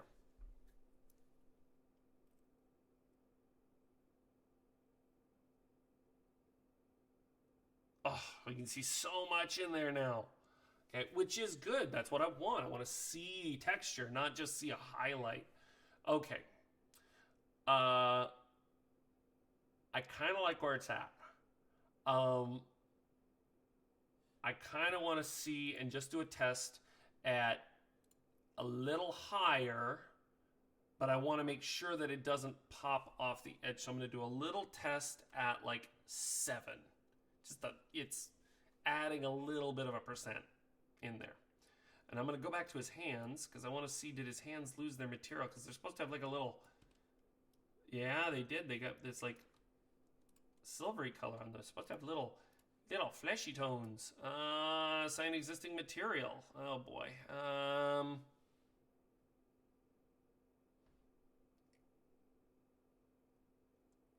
When in doubt, there's too many materials for me to have there. So that's kind of wild that they reset. Up, we're turning off joints. I'm tired of that. Okay, there we go. And I got all 10 of the sausages. Oh, I need his thumb. In case I see it on hand, I don't want him to look like he's got a little... By the way, this is the other reason why NURBS is so awesome, is because it's been 20 years and I can still up-res these things. Okay. Windows, rendering editors, Hypershade. Okay. Opening this up again, and what I'm looking for is that should be the one I need. Let's see here. That's the wall cream. I think it was that skin one up there. I just want to make sure I didn't have a different one in there. Yep. Assign material to selection. Boom. Done. Okay. So now we come back here. We don't have to worry about his hands not looking like they're... I mean, it'd be cool looking like they're gloved, I guess, but it's supposed to be... I mean, again, the tactile is not having the glove allows it to feel like, you know, he's touching the world. You know, we're interacting. Okay. So let's test this. Remember, this is, I changed that one value to 0.7,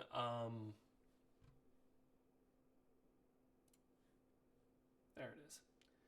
Okay. In fact, we can save this whole thing. It's a nightmare right now, but if I keep that image, then we can actually compare them.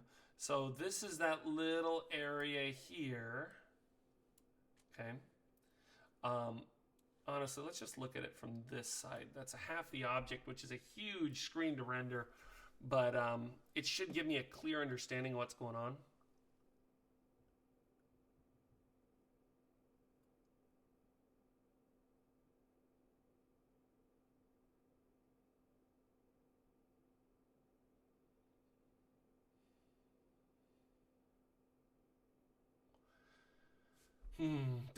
Do.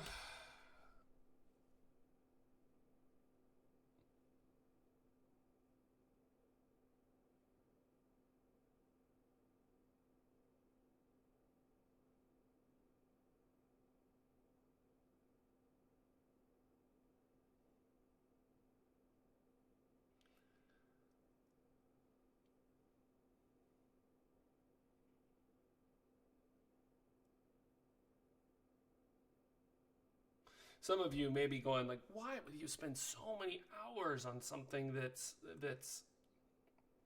know, it's so old? Well, one of the things to consider is we restore other films of different ages. And some of you might go, well, but it looks so...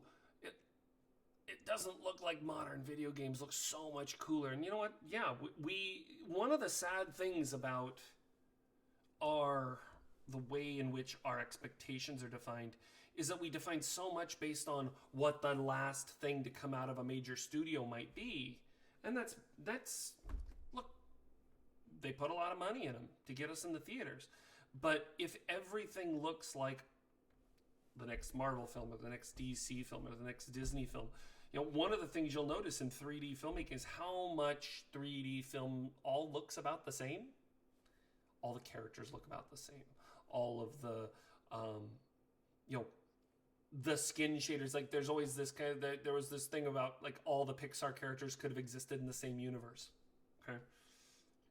Well, we have the ability nowadays to do so many amazing things, and that's great. It gets people to see good films. I still think story is the ultimate driver. But one of the things that I think is a real regret is that we don't get as much experimentalism. One of the reasons why Into the Spider-Verse was so powerful was because they took an imperfection from the comic books, right? They took that halftone pattern, which was an imperfection of the process that they used to use to make comic books, and they always had that separation because they were made cheaply, so they weren't registered perfectly, and so you'd sometimes get that little half millimeter off. We saw it, and we thought it was okay. So they took a movie where dimensions are intercrossing, and they said, when the Spider-Man from the black and white universe comes in, he brings the film noir with him, and that impedes our design. When somebody from a pastel universe comes in, it's sandwiching realities, but they were using the language of comic books to do it, and we all loved it. Okay, at least I did. Okay. You take a movie like that, okay? Why does that have to be the outlier? Okay, why is that the one movie that we get that's like that? Okay, and yes, you could say, oh, but there's a few others out there, and you could name some other ones that are out there, but 90% of the films that we see go into theaters, okay? Look at the films that are in theaters right now, okay? They all kind of look rendering. They might have different shape language here, but they all kind of look like all the others, okay? Look at indie games like Journey, or any of the platformers that people still play for hours, or Minecraft. People have spent thousands of hours in Minecraft building whole worlds in a game that looks like an old pixelated structure. Why does every game have to look like Battlefield, right? Why does every game have to go look the same? Indie games especially have really pushed the vantage point in this place. Yet when we get to what goes into a movie theater, so often it's, well, we have to have the love story or the comedic thing between this that reinforces the same values. It has to be the same story told, the same type of characters and the same kind of things, and here's the musical number, and here's the same shaders. It always ends up having to go back and look kind of to what our expectation is. And the problem is it limits us, okay? There are amazing games coming out right now that look retro, and we don't care.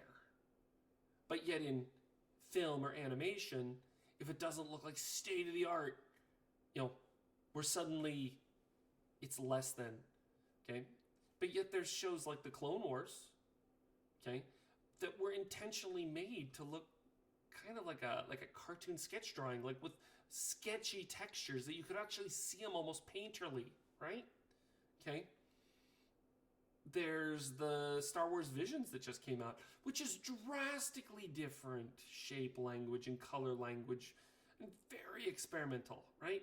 But when we watch Star Wars live action, it has to look photorealistic to that universe because that's what we know, okay?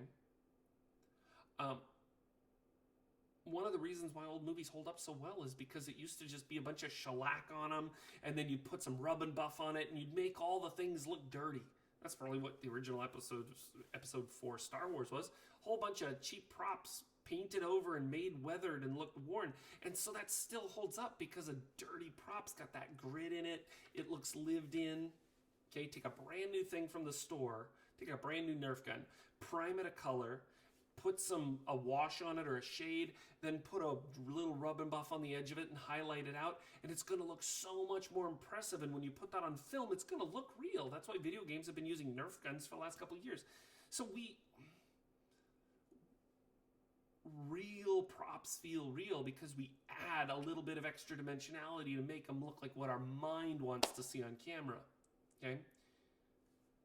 When we make 3D films, we oftentimes choose what we think is going to look good on camera based on other films that are out there. It's just a matter of challenging the aesthetic. So, going back to what I said at the beginning of this, why would you spend so much time on something like this that doesn't look as good as another film that's out there? This is the first film made in CalArts, or at CalArts in Maya. The first film made in Maya at CalArts. There you go. It took me 3 years to teach myself how to do the program. It is a powerful program, became the industry standard. There's other great programs out there now too. But the very fact that I can bring this back so quickly from that earlier 20 years ago, I saved the last version of this file, is a testament to it. But aesthetically, does it match what we do nowadays? No. But it told a good story. My goal was always story. My goal, if I could tell it in a different medium, I would have told it in stop motion, or I would have told it with a hand-drawn, or I would have told it in live action. It doesn't matter to me whether or not it looks, the greatest cinematic, like equal to what other doing. This was me making a film and learning how to make a film for 3 years. Okay. I am the person that owns every pixel of the screen because I'm the one who made every texture, I'm the one who made every light, I'm the one who made every model. And yes, there's going to be better modelers than me, there's going to be better texture artists than me, there's going to be newer technologies since then, and there's way better rendering software that's been written. All of those things are true. But this is a reflective of a time 20 years ago. And if we suddenly say, oh, that's old, therefore it has no relevance, that's a really toxic hole for us to fall into, okay? Because the moment you say, oh, it's older than me, well, I don't really care about looking at the old Tron because it looks so awful compared to Tron Legacy or whatever. When Tron Legacy came out, it was the Omega, but Tron, the original, was the Alpha. When Tron and Tron Legacy came out, keep in mind, that's a within a small range of time, right? Relatively speaking, a lifetime, 1982 to 2010, 28 years, right? In 28 years, that was the Alpha and Omega, from the film that started the little pebble and the avalanche going down the hill to what ended it. Now we've gotten even farther than Tron Legacy, okay? But to say that, oh, it doesn't look as good as Tron Legacy, therefore it's not worthy as much, that's a poisonous route to follow. Tron looks like the technology of the day. In fact, it actually, I would say, is story more accurate, because if you think that when Flynn goes into the computer in the time of Tron Legacy, he's going into a computer that only has certain digital technology, right? It was antiquated because that's all the programmers had written, and he's going into a land that had been written by programmers. One of the really cool things no one talks about nearly enough about that film is that by the time you get to Tron Legacy, when his son goes into the computer, he is going into a world that has gotten ray tracing as we developed and wrote ray tracing algorithms, that has gotten photorealistic and high dynamic range shaders as we have gotten photorealistic and high dynamic range shaders, has gotten up-resed as we have gotten up-resed, has gotten dynamic weather as we have gotten dynamic weather, has gotten surround sound as we have. Their world is literally, as we've programmed to new technologies, their world has been getting them, okay? That's a really fun story plot that no one talks about, okay? But if you then say that the first movie doesn't matter because it looks better in the second movie, then you're disavowing that awesome story connection that happens in there. I look at the original Tron and I think it looks like magic because it not only was it harder for those artists to do at the time, but it also is so reflective of the time. And when you take into account that it is a reflection of the programmers, that's the entire plot of that, was that each of the programs looks like the user who wrote them. That's a part of the story. That's fascinating when you have that pivot to disavow that. But that's what happens if you disavow old movies because they look bad, okay? Or old movies because they look antiquated. Take the old, like, whether or not you like the Clone Wars and the prequels, to say, oh, but those stormtroopers look so fake, or oh, but Jabba the Hutt looks so fake. We already know it's fake. It's a movie. It's not a documentary. We know it's fake, okay? But to sit there and scream that's fake, fake, fake is... Okay. my rant I will end. But to just say that something doesn't look as good as something else, therefore it doesn't have as much intrinsic value, disavows all of what's good about it in terms of story, what it is in terms of the historical context, okay? And we fall into that trap quite a bit because we set our expectations. Modern 3D filmmakers have so much better technology. Honestly, modern live action filmmakers, the camera I am shooting with myself right now, other than this horrible green screen that I did, this camera can do 6K images. To be able to do 6K images in a RAW format for $2,000 is ridiculous. With an HDMI out that can do 4K HDMI out and shot on a lens that's somewhere around like $600 that still does like 6K resolution clean, okay? The fact that we can have all of that. Softboxes that I'm currently using, the equivalent softboxes 20 years ago would have been KinoFlows, and the amount of money that I'd have sitting here would have been like $4,000 worth of KinoFlows, okay? But now I can get a $50 softbox or a $200 softbox, and they can be app controlled and interfaced. It's kind of awesome, okay? Think about internet speeds 20 years ago versus now. But again, when we get in the computer, we do this toxic thing where we set our expectation based on, I can't believe that I don't have like gigabit Ethernet. I can't function. I can't download the 4K video. How am I going to function? There was a time when we couldn't even download, modems were the standard, okay? The point of this whole rant is that if we just look at something based on, it doesn't look as good as something else, you're missing the story. You're missing all of the soul of the work. You're missing all the effort that had to go into it because, technology's made it easier for us to do stuff. It has brought technology down to an ascertainable level, okay? That's great. So when I spend as much time as I am in this, and remastering this to 2K, I'm remastering it to 2K because it's like having bad eyesight and wanting to see it finally for the first time myself with like fresh eyes. Like I've always been looking at this through some kind of like blurry optics because the resolution that I rendered it at 720 by 298 way back in the day, nowadays I can render it 2K, 3 times the resolution horizontally, 3 times vertically. It's something like 9 to 10 times more resolution, an order of magnitude more pixels. I am looking forward to seeing these things with all of that extra resolution.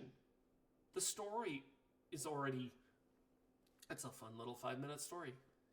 But I don't look at it as, but there's other things that look better than this, so therefore why even care? And I think that is the poisonous trap we as an audience sometimes allow ourselves to fall into because we're used to going and spending $20 on a movie to go see a $100 to $200 million film, and we base our quota on, well, does it go and make $1 billion domestically? Yeah, there is a great industry out there for that, okay? A lot of my students are out there making those movies right now, and it's fantastic that they're employed and getting the ability to work on that. But if we suddenly say that only those things can exist, then where does experimentalism lie anymore? Unless somebody happens to have like a very wealthy parent who's going to get them the executive producer line of credit to get that movie, we're never going to get experimentalism in film because everyone's only going to do what's safe based on what we know sells.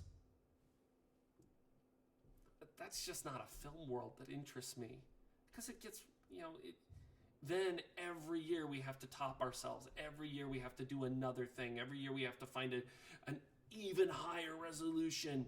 There's a certain point where you just can't see the pixels anymore. 2K is about the resolution where I don't really see it anymore. And I go, it's pretty dang good. If the story's got me, I'll watch Ghostbusters on an old television. I'd rather watch Ghostbusters on a HD television with a Blu-ray. But I'm fine watching Ghostbusters. Okay? For years, I wore out the VHS tape. Okay? And I watched the pan and scan version until I finally got to see the original resolution again. That's enough for me. So I encourage you guys to look with those eyes at what you're doing without saying, well, just because it's old,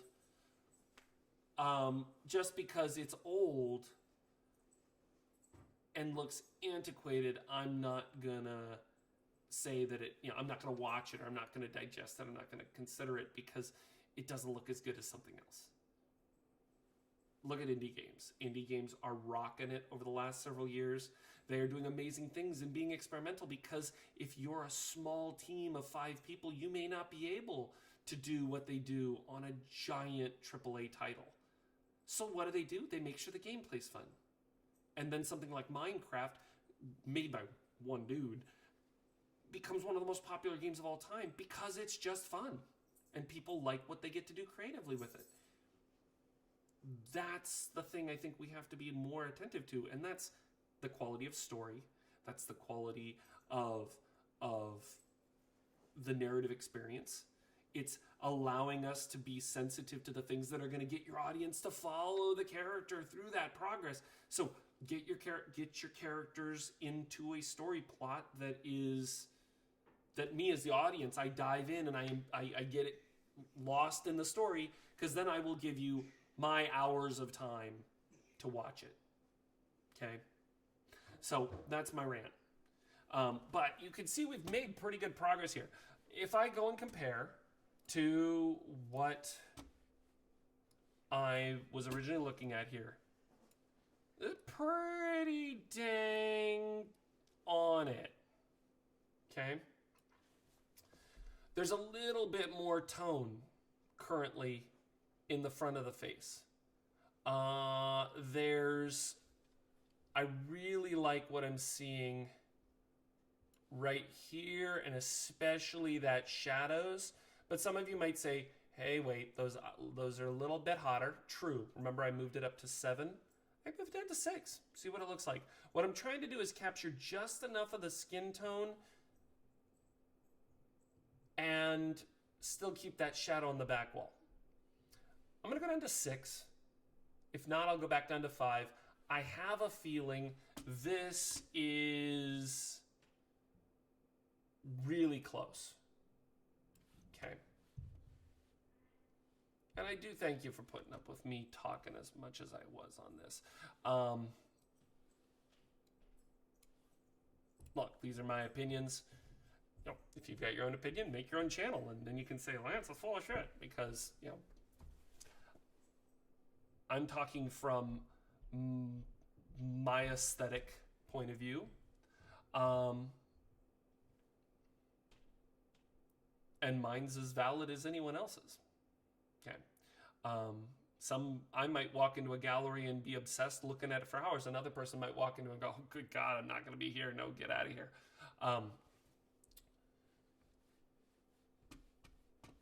Last little check is just how close does this look? It is a little hot on the top of this. Okay. I don't have nearly as much of the texture on this.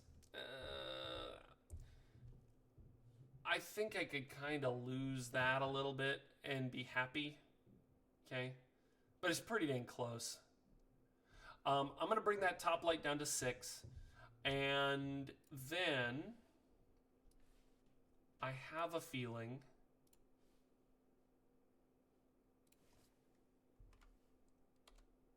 it's barely noticeable, but just a fraction. It's about a 20% decrease. And the little bit of extra light in the foreground of him, I don't think is a real problem. Because remember, the original thing, this is from a beta cam to another beta cam, which was so there's the original mastering beta cam to another beta cam, and then that went and became the DVD that went out and distributed, and then I recorded off of that DVD to get this. That's a lot of compression. So quite likely, It's the compression soaked all that color away. That's where the greening came out of it. Okay. It's also been, now this is being viewed on YouTube. So there's all of those are places where those vectors could have popped in. I do need to work on, there's a little bit of something happening on the neck here. I have a feeling there's a light that's not producing a shadow that needs to be producing a shadow, and what I'm getting is the back of the head shining through that little seam there. That's something I'll have to hunt for, and I will seam that up. But that's a real small thing. This is a pretty dang solid, finish. And it's got a lot of the little tonal things kind of happening here, which are happening in here on the fabric. Okay. Like I said about looking like new eyes, this feels like I had, I don't know if glaucoma's the right one, but I mean, it felt like I had some blur, and then suddenly I just got corrective lenses, and it's suddenly crisp, which is what I wanted. Cool. I think it looks pretty dang good for what we're doing. I am going to put this on I'm going to stop the recording right now. But I thank you if you watched. I hope it was useful. I know there's a lot of a rant at the end, and I know it was a lot of me dissecting things. But what I was doing and the order I was mentally going through to problem solve this is where I realized I was doing this, and I thought it would be a very, very useful thing for if you're working in Maya or you're a student that's used to you're learning. You never get to really see the deep dive of and not only the deep dive, but the evaluative deep dive, where you're evaluating different tones, looking for things that kind of, reverse engineering the solution to a problem. Okay.